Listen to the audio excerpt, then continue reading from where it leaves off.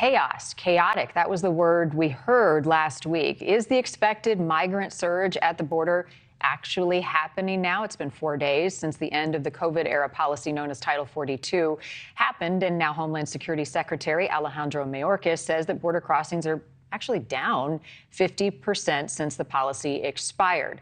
Joining us to talk more about it, Mike Rogers. He's a former representative of Michigan's 8th Congressional District, as well as an officer in the U.S. Army and FBI Special Agent. Mike, always a pleasure to have you on. Thank you for being with us. So numbers are down, according to the Secretary. Does that mean that the Biden administration's approach is working, or does it indicate they miscalculated? Well, I think two things have to happen. One, when they announced that they were going to have criminal penalties if you crossed without checking in for a visa in the nations that you traverse getting to the southern border. So that put some uncertainty into all of the human trafficking organizations on the border. So I think what you're seeing now is this lull to try to figure out, are they serious? When can we start up again? If they're serious and they continue to deport as fast as they come in, you'll actually see a decline in that kind of border crossing event. But they have to enforce it the way they've talked about it in order to maintain that. And you have to do it with certainty days, weeks, months ahead. Right. So the idea here would be consistency at the border, because the worry would be you still may see it spike in the weeks and months ahead.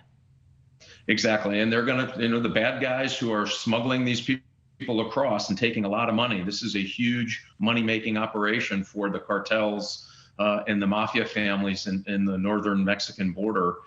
And so they're pretty clever about this. They're going to try to find the weakness. They'll find where they can get people across and where they can't. And they're trying to figure out what will the U.S. policy be. If it's consistent, Marni, that's how you actually make it different. You'll starve the demand for these people trying to get across the border because they know what's going to happen, and then force them into the legal system is where you want them to be.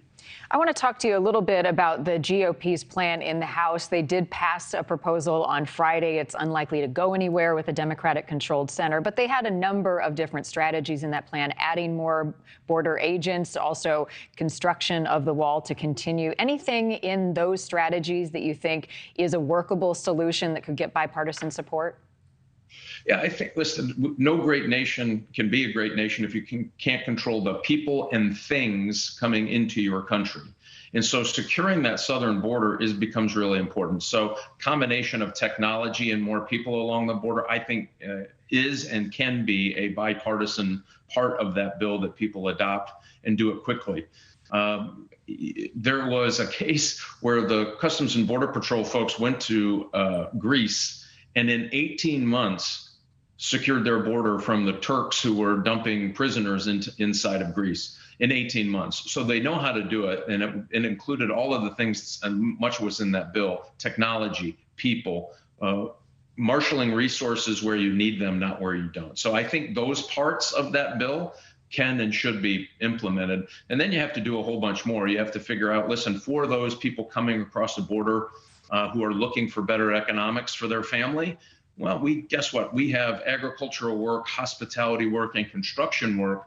If we can get them through a legal process, we know where they go, who they work for, if they're showing up for work, and if not, we know where to find them to deport them back. And I think that's a much more humane, better system. It helps America, helps our economy, helps these individuals who truly are looking for an economic way to get into the United States. And that's a way to do it with a green card. It would be, I think, smart and fast, and as I said, really good for the U.S. economy. But first, you have to secure the border. Right. And then once people get across, I think what Title 42, Mike, probably did is highlight some of the complexities of this situation. And we've got big cities like Chicago and New York who say we are overwhelmed. We don't have the resources to take in these migrants who are being bused from the U.S. border. What is the right approach to help these cities who are overtaxed in trying to humanitarianly help these people?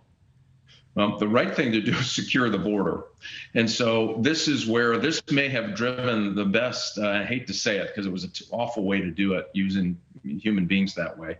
But the burden has now been spread across the United States, and people are starting to understand, hey, this there has a cost to it. It's not free. It doesn't mean, hey, everybody that wants to come. It doesn't work that way. It can't work that way. Thank you for watching. Go to newsnationnow.com to find NewsNation on your television provider. And don't forget to click the red subscribe button below to get more of NewsNation's fact-driven, unbiased coverage.